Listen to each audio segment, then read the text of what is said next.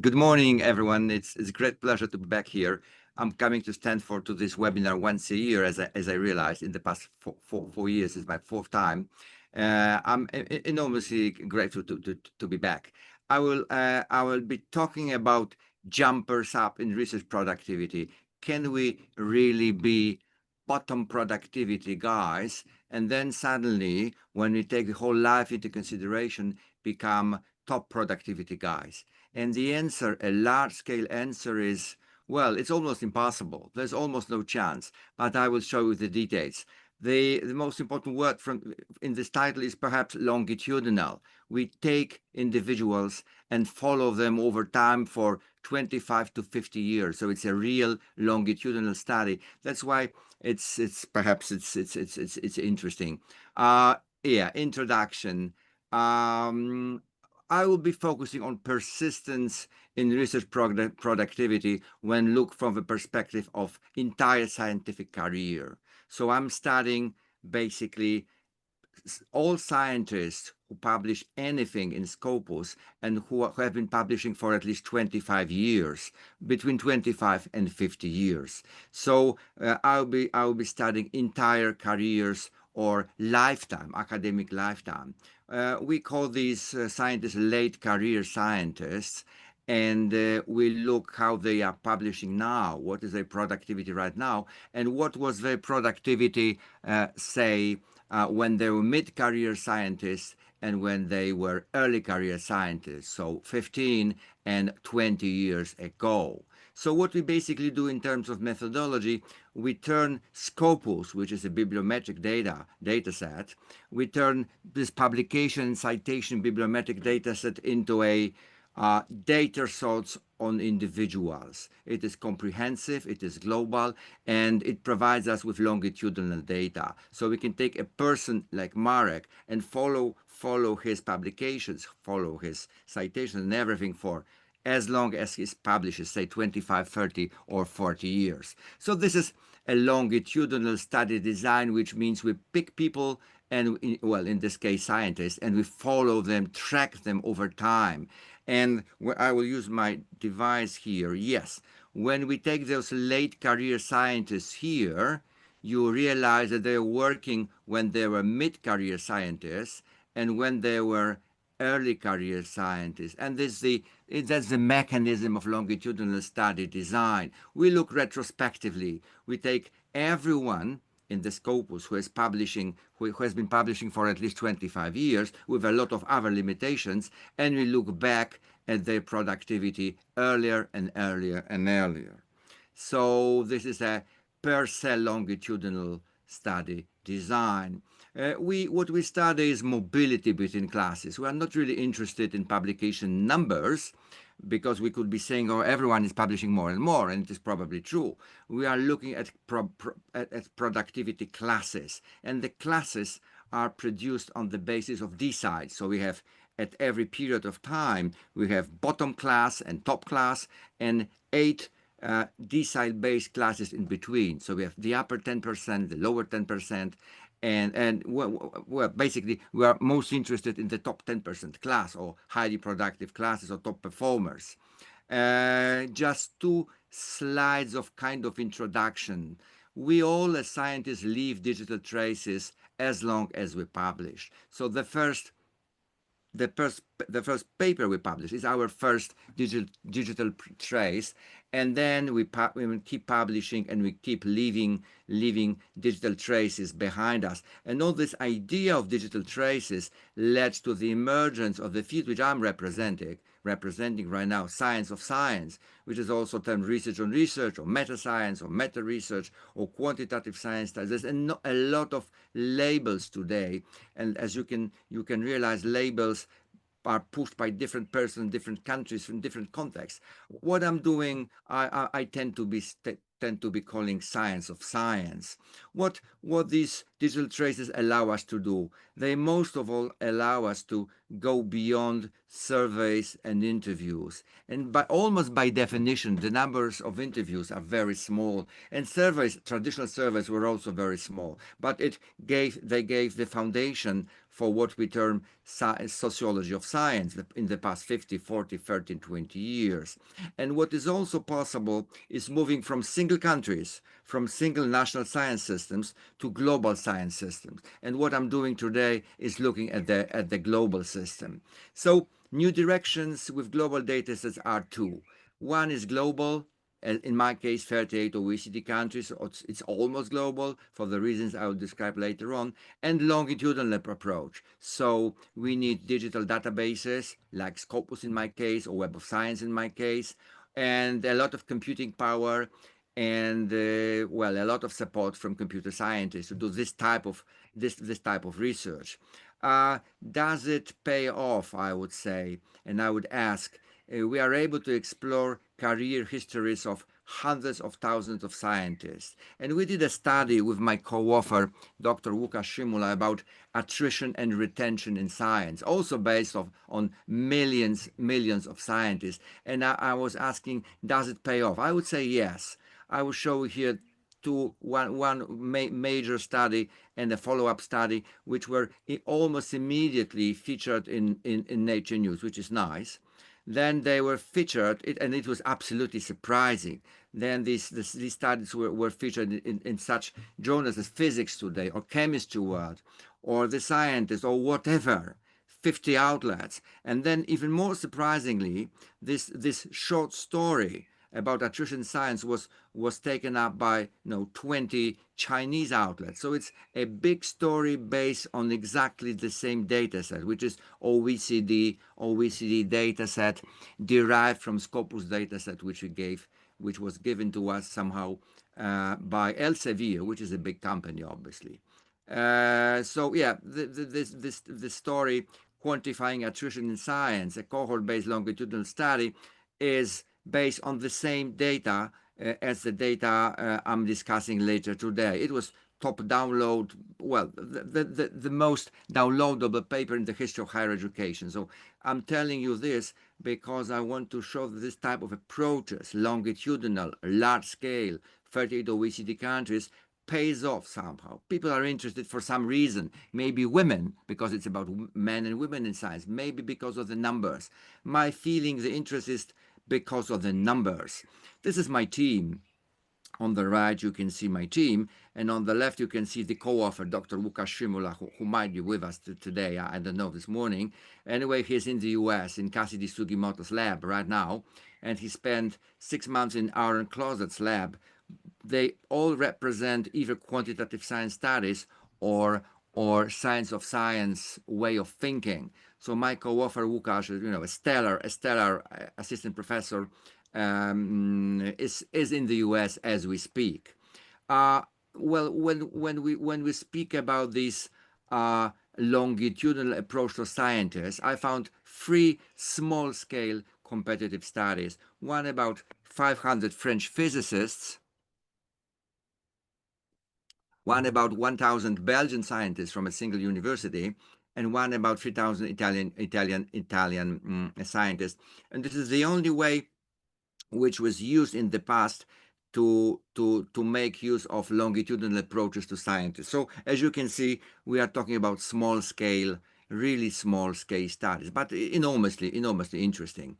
Methodology of this approach. Well, we are not really interested in papers and journals. We are interested, as you can see, in individuals. We focus on people, scientists, not really their papers. But the only way to discuss people using digital traces is to know everything about their papers. So we use papers, but we focus on individuals, not publications. So what we do, we construct lifetime publication and citation histories. We take Marek or Lina from the very beginning, and we look at whatever they published, in type of journals they published, citations they received, anything we can produce or reproduce or recalculate using big data. Well, our data set, we started with huge data set and we went down to smaller subsample. We started with 50 million authors. Then we moved down to 40 million scientists, meaning those with at least one article. Then we moved on to OECD country. Then we determined gender, etc., etc., etc. We had we imposed a number of limitations, and finally our sample is slightly more than 300,000 scientists. So we wanted everyone who is publishing at least 25 years, who was active, that is publishing research articles in 2023, who was located in 16 STEM and social science disciplines in one of OECD countries, and finally we had to define gender for everyone. So there's no undefined gender in this study. We also had to define discipline. So this is the way we work with our data set. Um, what is important, I would say. Let me use my again my sticker. Looking back, we look at success stories, and we use magnifying glasses, because as you realize, when we look at people who are currently publishing for at least 25 years, it means they are successes in science because they survived. We know it from our attrition study. We did this big attrition study, which showed, by the way, that half of all scientists, 50%, disappear within 10 years. In most those titles in Chinese and in other languages was this slogan after, sorry, we are in the war zone somehow, or close to war zone. Okay, give me a second. Give me one more second. Okay, so we are talking about success stories, because anyone who was a failure just disappeared from Scopus. They haven't been publishing for 25 years. So we take individuals today and we look retrospectively back at their productivity when they were at mid-career period of the mid-career period and in the early career period. And this is the way that we use this type of longitudinal data set, which Scopus is and which Web of Science is or could be, but it's very difficult to work with Web of Science. For reasons which I don't want to say here. And how we measure productivity, we use prestige and we use journal prestige normalization. So we don't use this idea that one paper is just one paper, because papers appear in different journals, and journals are, I would say, vertically differentiated from top to bottom. There is in Scopus there is about 40,000 journals, 40,000, and they are hierarchically arranged from top to bottom. So we use this idea that not every paper is exactly the same. We called it journal prestige normalization. And this type of productivity works very well with Scopus, because in Scopus there is a side score ranking with a range from 0 to 99, not really 1, but 0 to 99. Top journals are obviously in the 99th journal percentile, like Nature and Science, and many others, about 4,000, by the way. And then we go down and down and down and down. So our productivity is using this prestige idea. When we look at, well, top 10 economics journal, it's really true. But when we look at top 10 or top 6 higher education journals, which is my area, it is also true. We know that there are 3 top journals in my area in the US and 3 top journals in my area globally, and all in all it's just 6 journals, and we know it from a number of sources. So prestige normalized productivity methodology doesn't look complicated, and it was not really complicated, but what we needed gender determination. So everyone in our data set is either man or woman. It's a binary approach. We needed disciplines. We needed country of affiliation for everyone. Imagine individuals and all attributes attached to this individual. So country of affiliation, Marek, Poland; discipline determination, Marek, political sciences; gender determination, Marek, male, etc. But we also were studying only scientists who had at least 10 published articles. In the study, it is the minimum of 10 because we are talking about 25 years. It's a long time. If you can't publish 10 papers within a quarter of a century, even you might belong to our sample, you actually don't belong because the limit, the minimum threshold was 10. When we look at disciplines that it's here, there are three social disciplines, and that's interesting. We are not only talking about STEM disciplines, traditional, biochemistry, but it's also business, it's also economics and econometrics, and it's psychology.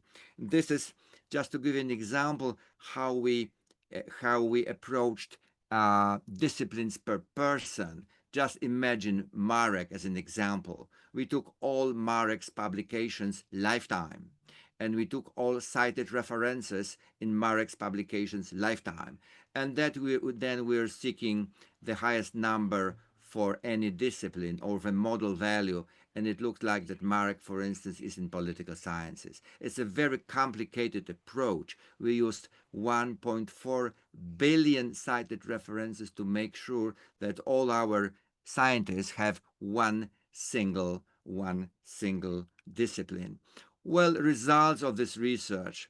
First of all, look again, I will remind our approach. Here we have late career scientists, and we look back when they were at mid-career stage. And the answer is here. The median value in terms of productivity is 90. So you can see that it's enormously difficult to be a highly citing, a highly highly productive scientist, and not to belong to high classes of productivity. We also did the same here when we took mid-career scientists and we asked, okay, where were they when they were early career scientists? And the answer is here. The median productivity class is 90. So in other words, when you look here, the answer is again simple. Where you are lifetime, if you are today highly productive, you are in the 80th or 19th percentile of productivity. I would say once highly productive, always highly productive, as one of our papers says. So the same but similar story goes for every discipline you can imagine, say biochemistry or computing or physics. You can see that highly productive scientists have almost always been highly productive before, and this is one of those findings, I would say fascinating findings for this research. I'm basically presenting this research for the first time.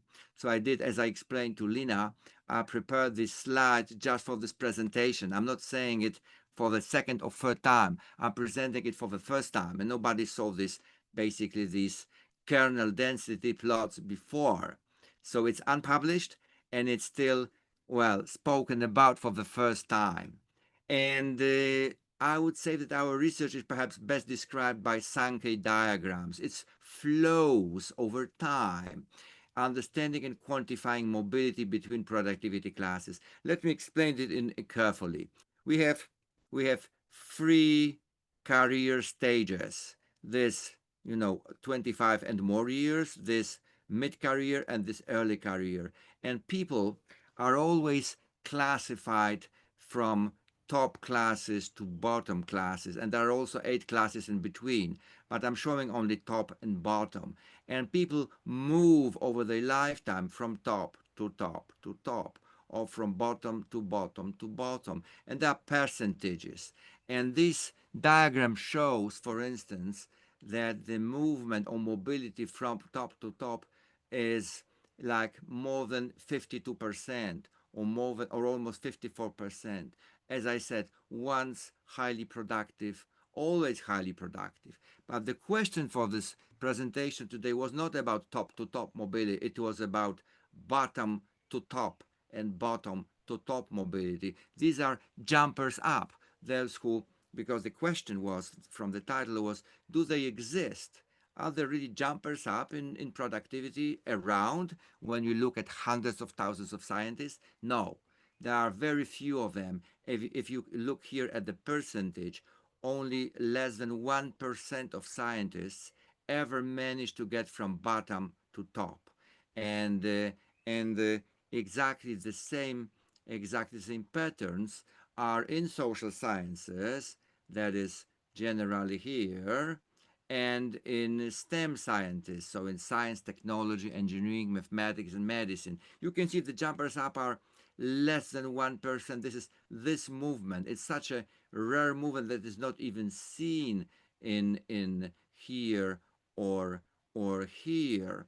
But when you think about droppers down, also in the title, going from top to bottom is also very rare. From top to bottom, wherever you look, this diagram shows that it's extremely rare. But this is just graphics. When you look at the details, you can see the numbers. And when you look here, out of this band of 32,000 people in the bottom class, there are only 162 who actually jumped from bottom to top. You can do it for any discipline. You can do it for any country. You can do it by many approaches using this type of data that we are using, that is Scopus data. So this is all in all 0.5% of jumpers up. Those who managed over lifetime, 25 to 50 years, who managed to change their productivity from lowest to the highest possible, from decile 1 to decile 10. Uh, this is again the same, but shown by discipline. Whichever discipline you take, the chances are like 1% or half percent, sometimes 2%. Or in total, it's less than 1%. So there are very few jumpers up around us, and we don't know the reasons why, but we can explain it through various traditional theories of sociology of science. I will come back to it in a second. Well, you can see here those outliers. This is an outlier in a huge band of bottom performers. There's one who managed to become a top performer. And this is what I put in the title of the slide. Only one economist globally and only one immunologist globally made this gigantic leap from bottom performers to top performers in 38 OECD countries. It's unbelievable that it's only one person per discipline, and we know about this person anything we want, because this person, this one economist and this one immunologist, left behind themselves a lot of digital traces. We know how they communicate, how they worked, with whom they worked, what are their citations, what are their publishing patterns, etc., etc. We have at least 20 data items about this one economist globally and one immunologist globally. So this is fascinating to see who those, well, jumpers up are. We also did a bit of statistics, advanced statistics, regression, logistic regression. What is the major predictor of being a top performer today? It is being a top performer before. And this supports our findings. So if you were a top performer in early stages of your career, your chances increase, say, 15 times or 17 times to be a top performer later on in your life. And conclusions, which need to be short, but they will be slightly expanded.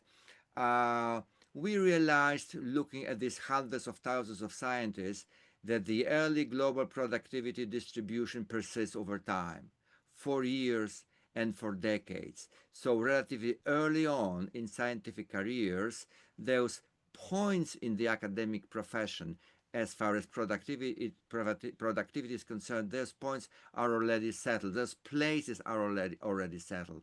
The early global distribution persists over time, for years and decades. 50% of people is once highly productive, always highly productive. And these jumpers up are very rare.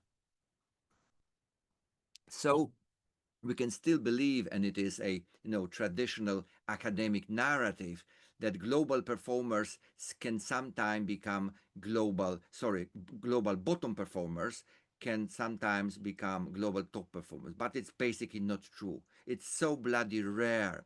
It's sometimes one person per discipline. We can believe in, and it's nice to believe that everything is possible. In science, you can be a late bloomer, so to speak, in science. But at the same time, it's only about productivity. It's not about creativity. It's not about invention. It's purely numbers, changing productivity classes. And productivity is very, very narrowly defined. Articles in journals, in research journals. But anyway, this is the story we show. Uh, Being bottom, jumping up from bottom to top is very difficult and very rare. Uh, why it is so? We can only speculate because we don't have interviews and we don't have surveys. We have only big data. We use big data. Why is it so? There are two speculations. One is that perhaps the distribution of productivity among scientists has always been highly skewed. We know it. Some people are enormously productive and others are not so productive. Lifetime. We show it with big numbers. And one more explanation is perhaps this. I will show it graphically. This is the credibility cycle in academic science from the book by Bruno Latour and Woolger, The Cycle of Credibility. For some people, this credibility cycle is just faster. You start with, reading paper. You write an article, it's read, and you get some recognition. When you get more recognition, your grant applications are successful. You get money, you get students, you get PhD, you get equipment, data, and you have another publication. And for some people, this credibility cycle just works faster than for others. It leads to recognition faster than for others. And if you don't have enough recognition and enough funding and enough articles, you will become one of those bottom performers. And it's very difficult to jump from bottom to top. I like a lot these credibility cycle ideas because it shows us how important is, for instance, publishing in elite journals, or how important is funding from prestigious agencies. Think of ERC in Europe. Think of top journals or top five in economics. One paper in top five can change your life because your recognition increases and your grant applications are more successful. I like this story a lot, even though it's 40 years old, and it comes, by the way, from interviews and laboratory presence. And two more slides, and we are over. These are outliers in productivity. These are people like John Ioannidis. They're just outliers out of any, out of any, any measure. But what I wanted to stress, our research confirms the power of very strong track record. We have people with very strong track record and we have people with very weak track record. And this is a powerful opposition because once people have strong track record, their chance to be highly productive are very high. We just show it based on numbers.